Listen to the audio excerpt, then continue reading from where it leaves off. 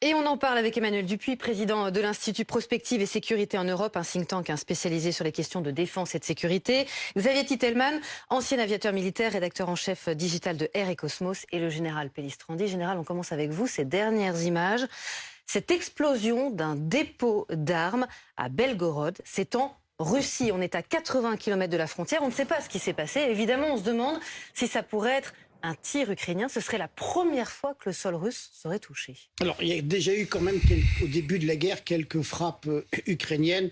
Mais là, bon, il faut être très prudent. On a effectivement ces images d'une explosion, ou d'ailleurs plusieurs explosions, c'est assez importante.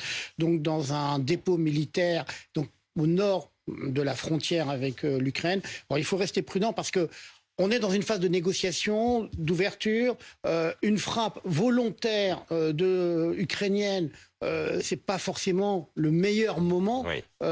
Et d'autant plus que les Russes pourraient dire, ah ben, vous voyez, la mauvaise foi ukrainienne, nous on dit on fait un effort, vous nous frappez, et menace existentielle. Notre sol est atteint. Donc soyons très prudents sur ce qui s'est passé, parce qu'il peut y avoir une instrumentalisation, bien sûr, notamment par Moscou. Alors ce qui est certain, Xavier Titelman, c'est qu'on a eu le sentiment hier que les choses avançaient un peu du côté des négociations, mais pour l'instant, il n'y a pas de cessez-le-feu. Alors très clairement, sur le terrain, il y a même un renforcement des opérations sur certaines zones.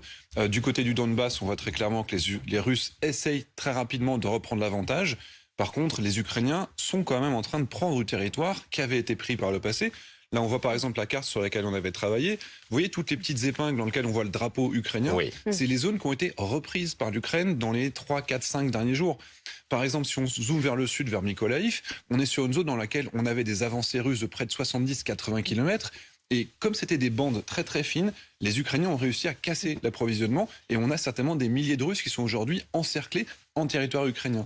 Et c'est à peu près la même chose qu'ils essayent certainement de faire autour de Kiev. On voit que Kiev elle est de deux côtés. Le côté est, aujourd'hui, les Russes accumulent des forces, mais alimentées par une bande qui fait quasiment 200 km de long pour seulement 10 km de large, donc très très très très réduit.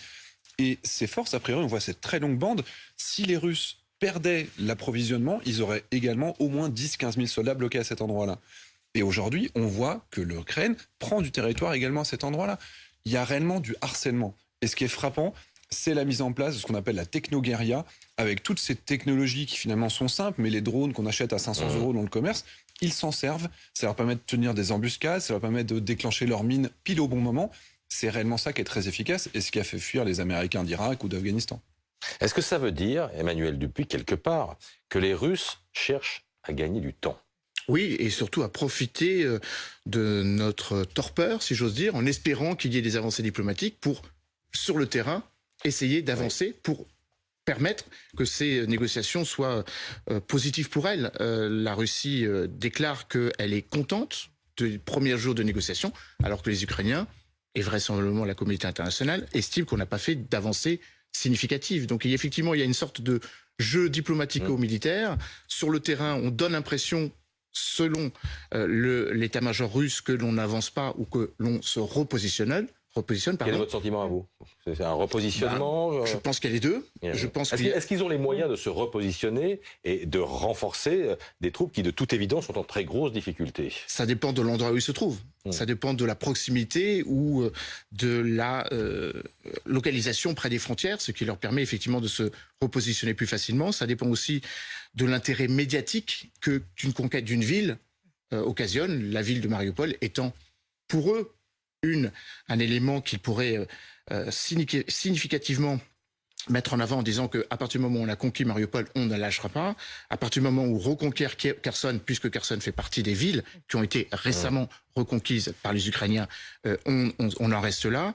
Bref, une négociation qui se fait à deux niveaux, avec encore une fois des jeux de pouvoir. Bien sûr. Les négociateurs qui sont à Istanbul sont plus proches du Kremlin que ceux qui étaient en train de négocier à la frontière entre la Biélorussie et l'Ukraine. C'est plutôt bon signe pour une autre raison. C'est que c'est la Turquie qui prend ça en main, sous l'égide et sous la férule d'Ibrahim Kalin, le puissant conseiller spécial du président Recep Tayyip Erdogan. C'est lui qui est à la manœuvre. Et donc, d'une certaine manière, la Turquie veut faire deux choses avec ces négociations. Évidemment, obtenir ce corridor humanitaire dont le président Emmanuel Macron s'est porté garant, aux côtés de la Grèce et de la Turquie. On voit que c'est un petit peu plus compliqué qu'initialement prévu. Et puis surtout, le président Recep Tayyip Erdogan l'a dit, cette négociation doit aboutir à une renégociation de la relation avec la Russie sur le long terme. Xavier, on sent que les Russes en fait ne veulent pas lâcher sur Mariupol. Est-ce que c'est pas justement le signe que s'affinent en fait les objectifs finaux des Russes, en l'occurrence l'élargissement de la zone d'influence russe du Donbass jusqu'au l'extrême sud, jusqu'à Odessa pratiquement. C'est assez désespérant, mais effectivement, entre ce qu'ils avançaient au début, on veut faire tomber le gouvernement à Kiev, l'Ukraine n'a même pas de légitimité, elle ne devrait même pas exister, c'est ce qu'ils disaient quand même le 22 février. Aujourd'hui, ils se contentent du Donbass. C'est un peu comme si les Américains, en 2003, ils avaient dit, bon, finalement, on se limite au Kurdistan parce qu'on n'arrive pas à envahir l'Irak. C'est vraiment quelque chose qui, aujourd'hui, oui, ils veulent se reconcentrer sur une zone en disant c'était ça notre objectif depuis le début, c'est une victoire, parce que politiquement, ils ne peuvent pas dire que c'était un échec depuis le début. Par contre, sur le terrain, on se rend bien compte qu'ils ont essayé de prendre Kiev. On voit bien qu'ils n'ont pas réussi. On voit bien qu'ils ont mis un tiers de leur armée sur une zone sur laquelle ils ont avancé d'à peine 70 km et qu'ils sont en train de reperdre aujourd'hui. Donc la réalité, c'est oui, ils vont prendre des zones, notamment certainement tenter de prendre la totalité du Donbass. Et Mariupol ? Et Mariupol en faisant partie, mais c'est un emblème évidemment. Et il faut une victoire symbolique, c'est ça? Oui, c'est ça qui manque aujourd'hui. Pour Poutine, il n'y a pas de victoire militaire claire. Et le fait de prendre cette ville, même si une ville martyre détruite à 80%, c'est très clairement ça qu'il leur faut pour pouvoir négocier en position de force de leur point de vue. Et Emmanuel, en fait, ce qu'il faut, c'est que à la fois les Ukrainiens et les Russes sortent la tête haute, évidemment, de cette guerre, et qu'il y ait finalement à terme une rencontre entre Vladimir Poutine et Volodymyr Zelensky. Alors je crois que s'il fallait trouver un élément positif des négociations d'Istanbul, ce serait celui-là.